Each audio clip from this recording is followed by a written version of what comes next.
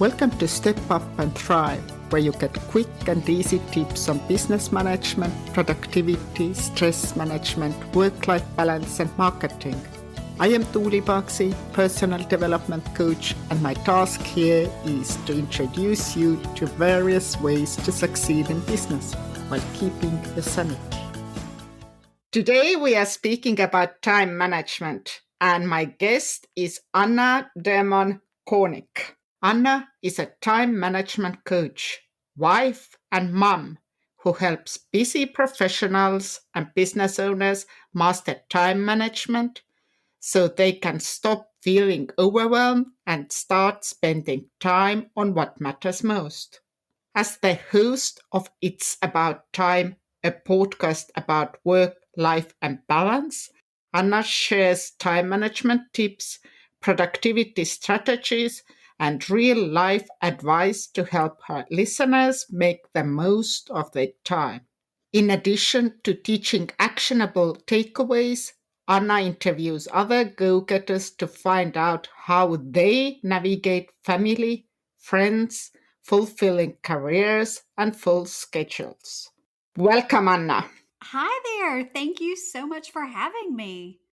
It's great to have you and speak about time management. And let's go to the beginning.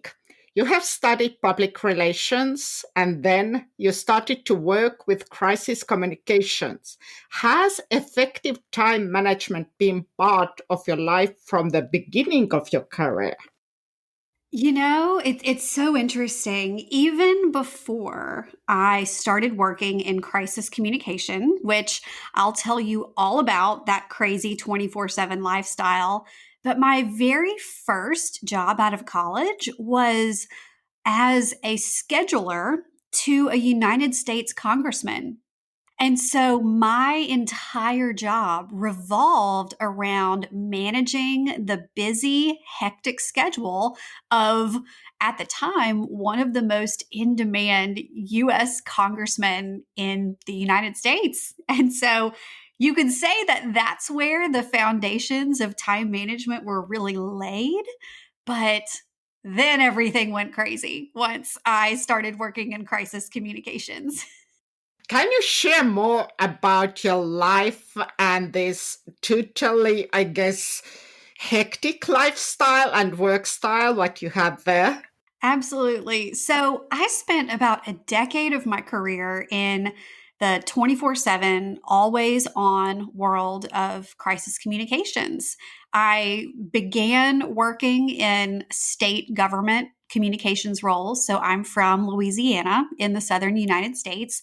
And Louisiana is known for its hurricanes and, of course, Mardi Gras and delicious food. But it is difficult for us to get through an entire year without some kind of disaster. And so, in my role as a state government communications director, I communicated with the media and to the public about hurricanes and droughts and oil spills. There was a monumental oil spill that took place in the Gulf of Mexico right off the coast of Louisiana when I was very early in my career. And so some of my first experiences were jumping on planes back and forth to Washington, D.C. to prepare congressional testimony. I had a bag packed at all times so I could just jump in the car, get on a plane, and head to D.C. to help my boss talk with CNN and all of the major news channels. And so it required me to just be very on all the time. And when you're on all the time, there's not a whole lot of rest involved in that. And the blur and the boundaries can get very, very blurry. And so, it's funny, I left the world of state government communications because I was very interested in working in travel and tourism and hospitality communications, that kind of fun stuff that people think of when they typically think of traditional public relations. And then, lo and behold, I was hired at a PR firm in New Orleans. And day one, I walk in and find out that I have been assigned to the crisis communication team. I thought I was getting away from it, and then I was right back in the middle of it more than ever. So during my time at that PR firm, I worked on plant explosions and universities on the brink of financial collapse. There was a nonprofit that was involved in an embezzlement scheme. You know, I'll never forget the day that I was in a high-rise building in downtown New Orleans overlooking, the Mississippi River and the riverboats going up and down. And there were so many news trucks parked outside in the front of this building because of what was happening in the room that I was inside. In Hamilton they talk about the room where it happens. I was in the room where it happens, and I had to escort like a high profile community leader down a back freight elevator and into an alley in order to avoid TV cameras waiting outside. So you name it, I have probably stayed up all night on the phone in front of my laptop, putting together talking points and media interview prep for it. Definitely interesting life. Oh, goodness. Interesting, exhausting. So, as you can expect, one can quickly head in the direction of burnout, living Yeah. living a life like that all the time, right? I was telling a friend of mine this morning that, oh yeah, when I worked in crisis communications, I got up early and I worked, and then I went to work and I worked, and then I stayed late at work to work, and then I went home and worked some more, and then typically crashed at around 11 o'clock, 11, 12, and then did it all again the next day. At least nice and familiar schedule. Right. Familiar, but not very fun.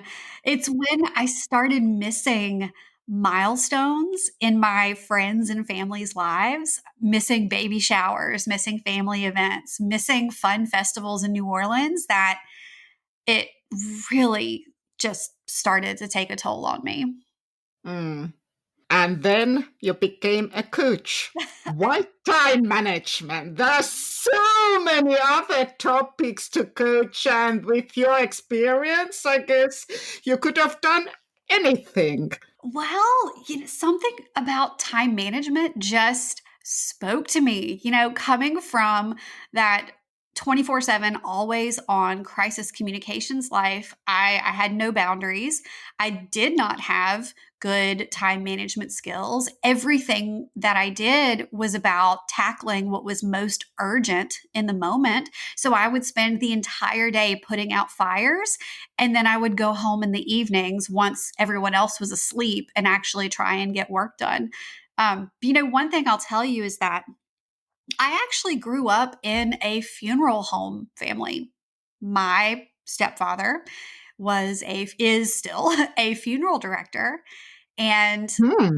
um, death and the end of life it was just a part of our day-to-day life. I mean, that was our dinner table conversation, as interesting or strange as it might sound. But we would talk about who passed away this week, or who in our small town community recently lost their parent or their aunt or their uncle. And when you grow up where death is such a center stage part of life, I can say that I really grew up with an appreciation for how precious and fleeting life can be, and that every minute counts, and that we're not promised tomorrow.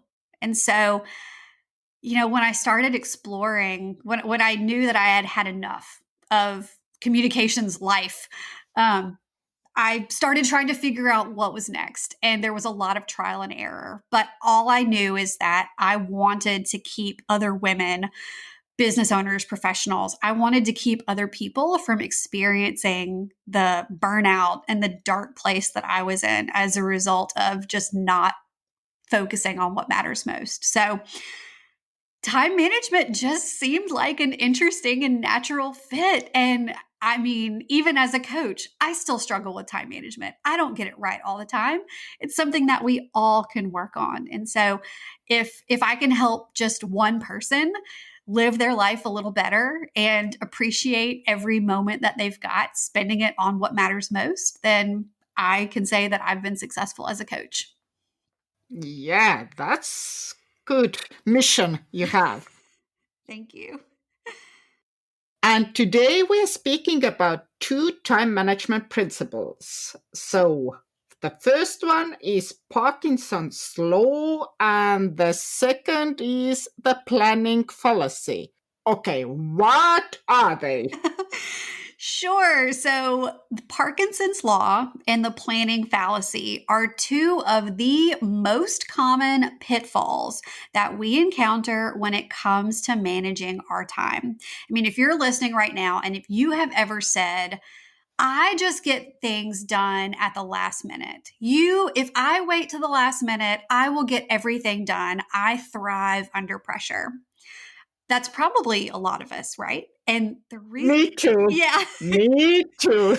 exactly. And the reason why is Parkinson's Law. So, Parkinson's Law states that work expands to fill the time available.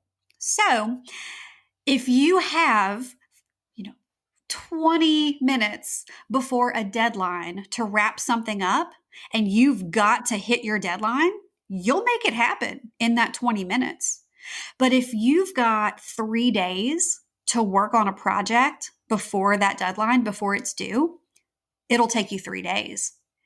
Because when it comes to doing work, we are always looking for that perfection, what that best is. And we can continue working and tweaking and changing and adding this and taking this out literally until the end of time. and so and so Parkinson's Law, work expands to fill the time allotted without setting boundaries in your work, using time blocking, for example, something I'd love to tell you about. Your work could just continue on forever. That's why whenever we'll start our day with 37 things on our to-do list, and we'll jump around to the different things on our list, and then at the end of the day, maybe we've crossed off 2 to 3 things. That's Parkinson's Law in action. Work expands to fill the time available. Very familiar thing. Yes. Yep. And so the planning fallacy, how about this? How many times have you ever been working on a project, whether it's at home or at work, and you thought it was going to take you about an hour? You're like, okay, so this should take me about an hour to finish. And then 3 hours later, you're still working on it. And you say, oh, well, I completely underestimated how much time it was going to take me to do that project. So the planning fallacy is our tendency to underestimate how long things take us. And so if you're nodding your head right now thinking, oh my goodness, I do that all the time, you are not alone. You are not alone, my friend. That is why it has a name. That is why it is a thing, because we all do it. We all underestimate how long things are going to take us. We're very optimistic when it comes to how long we think projects are going to take. So what can we do with those? Or how can we combat both Parkinson's Law and the planning fallacy? Yes. So the best way to combat Parkinson's Law and the planning fallacy is to start with time blocking. So time blocking is basically taking a look at your to-do list, and it's picking an item from your to-do list. So, for example, prepare for a podcast episode. And it's putting a meeting on your calendar, whether you're using a paper planner or a digital planner, but it's creating a block on your schedule for a specific purpose, and then holding yourself to that meeting that you've scheduled with yourself. And so what you accomplish by using time blocking is that you've got a clear start and end time. So that's getting Parkinson's Law under control right there, because work can't expand to fill the time allotted when you have a specific endpoint. It's there. You set aside 30 minutes. You typically stick to your 30 minutes. Now, in order to combat the planning fallacy, you think, okay, I think it's going to take me 15 minutes to prep for this podcast interview. So let me put 30 minutes on the calendar just in case, because I know that I'm a human and I am susceptible to the planning fallacy just like everyone else. So if you want to beat Parkinson's Law and you want to beat the planning fallacy, use time blocking to schedule your specific work projects and add 15 to 30 minutes just in case to account for that underestimation that we tend to do. That's quite good tip. And with time blocking, then we basically are able to not stretch the time infinitely, but actually concentrate on this specific task and do it quickly because we have created this deadline for us. Exactly. You've created a deadline. You've created boundaries for yourself. And, it helps you be so much more realistic about what we can accomplish in a day. Back to that 37-point to-do list that I mentioned that I'm sure we've all been guilty of at some point or another. We reach the end of the day and we get so disappointed with ourselves because we haven't done all 37 things on our list. But the thing is, it wasn't realistic to do all 37 of those things in the first place, right? And so that's another wonderful reason why time blocking is such a great strategy, because, we only have 24 hours in a day, 168 hours in a week. And when you take the time to block out when you're going to work on which projects or different types of work, you're able to create a very clear picture of what you can actually accomplish in a given day, in a given week. It helps you plan better for the future, and it helps you set reasonable and realistic expectations for yourself. So you'll stop beating up on yourself for not getting to all 37 things on your list. That's really good tip. And what about those crises what all of us could have in our normal day? How can we plan those? Oh my goodness. So, crisis is inevitable. There are always going to be things that are going to catch on fire in our workday, in our lives, urgent things that are going to come up. So, this is where the strategy of designing an ideal week comes into play. And I'm so excited about this because I can without a doubt tell you that having an ideal week is my secret to getting everything done. Oh, This is it. This is the good stuff. So, an ideal week is basically a template for your week. It's sitting down and it's taking time to really think through and design what an ideal week in your life would look like. And you might be thinking, but Anna, every week in my life is different. Things come up, things get crazy. I hear you. I hear you. So, what if you could start each week with a baseline, with a template, so that you don't have to reinvent the wheel every week or every day when you start your day? And so, the way that you design your ideal week is to first think through what your boulders are. What are your number one top priority, non-negotiable things in your life?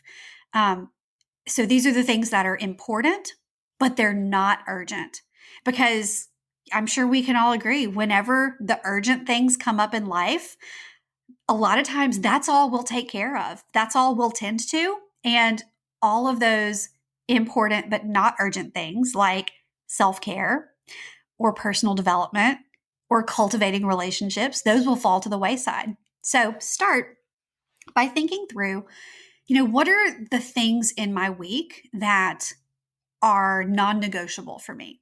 So my example, I have a 2-year-old daughter, and every night from 6:30 to 7:30, that is sacred time at our house. That's when we do bath time. That's when we read stories.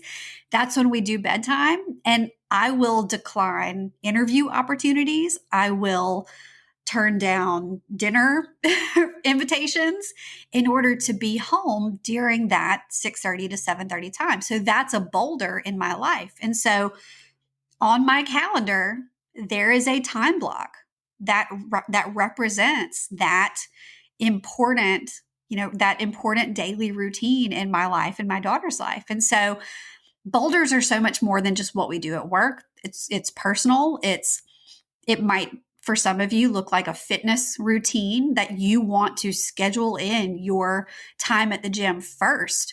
Because again, when life gets crazy, what's the first thing to go? Those things that really help us take care and nurture ourselves. So start by putting those boulders in time blocks on your calendar. And so the next thing is creating blocks for those urgent things that come up. And you might be thinking, wait, how do I plan for the urgent things? Well, it's in that space that's available. It's in that space that's available around those boulders that you've put down for yourself. It's really hard to move a boulder. They're kind of big. They're very heavy. Yep, they tend to be. Right. But a big rock can be a bit more flexible. A big rock is something that is a project in your business that really moves the needle, that really, moves you forward, that, you love doing, sets your soul on fire, but it does have the flexibility to be moved around. And, when you start by really, putting your stake in the ground about what's important and really committing to that, those urgent things will find a place. Those urgent things will fill the time that's available. And so once you've got your boulders in place and once you've thought through what your big rocks are and you've created time blocks that can represent those big rocks, those urgent things that pop up, the last piece of the puzzle is finding a space for the little bitty pebbles in our lives. Those little bitty tedious things that can so easily take up all their time. So pebbles are low impact work, things that might be important to your business, but they don't necessarily, move the needle forward. A lot of times that might look like quote unquote social media research. You know what I mean? I'm winking at you. Yeah. Social media research where you're looking to see what are other people posting, and then an hour later you realize that your eyes are crossing because you've spent so much time on Instagram or Facebook or LinkedIn. And so those little pebbles, things like making a doctor's appointment or picking up dry cleaning, or, all of those little bitty things that can very easily take over our day if we don't watch out. Those fit in the spaces between the boulders and the big rocks. They go in last. They fill in the gaps, and we think about those last. And so, I would love to share an episode of my podcast. It's about time.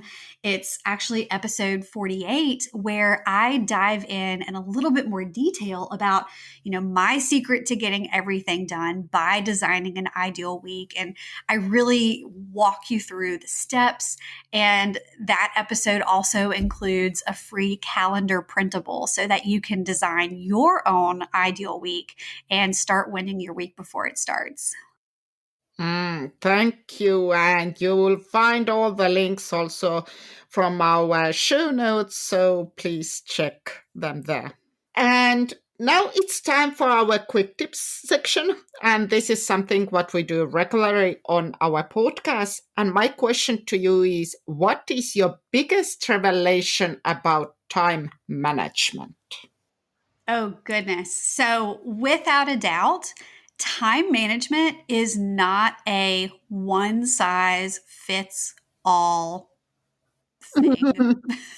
It is not one size fits all. If there's anything that I have learned from studying time management myself, from working with clients across different industries and different backgrounds, is that we bring so much unique perspective in our personalities and our preferences. And, what works for me and helping me manage my time may not work if you copy and paste and take that strategy. And so that's why time management really begins with heart management.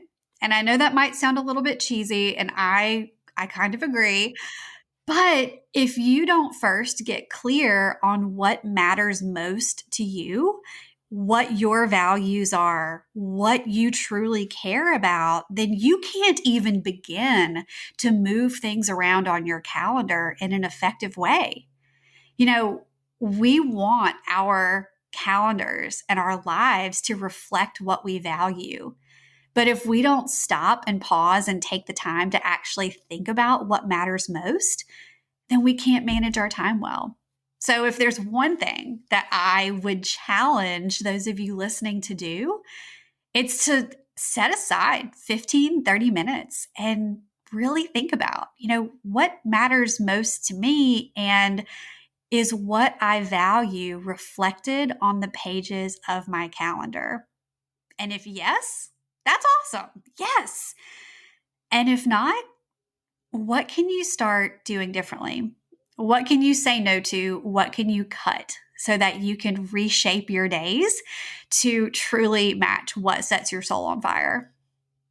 Yeah, please do that. This is really interesting exercise. I know it from myself. Yes.